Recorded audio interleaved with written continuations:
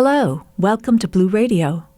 I'm Lisa, and each week we will discuss some of my favorite records.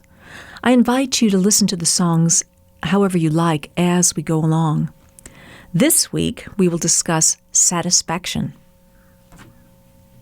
It all starts off with Keith Richards playing a fabulous but simple riff through a distortion box. Keith wasn't wild about the device. He never ever used it again. Then the rest of the band joins in. Charlie Watts' drums sound terrific, and so does Bill Wyman's bass. The overall tone is just fantastic. Brian Jones is playing an acoustic guitar, and Jack Nitzsche plays an undeniable tambourine part. Nitzsche was friends with the Stones as well as being Phil Spector's arranger. Now, Mick comes in singing about never getting no satisfaction, and here Keith switches to a clean tone. He goes back and forth, clean tone for verse, distortion for chorus.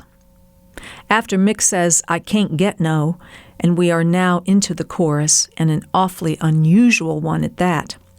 A chant followed by, "I can't get no, no, no, no." That's right, it's more of a chant than it is chorus.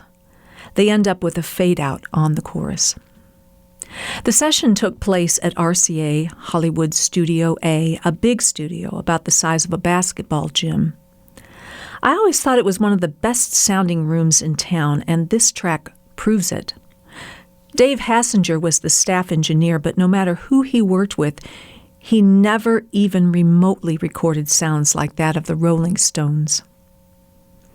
Andrew Loog Oldham, the Stones manager, was in attendance, but I don't think he had much to do with the recording. That was Mick and Keith's job. Satisfaction was recorded a few nights earlier at Chess Records in Chicago, but that was deemed unreleasable.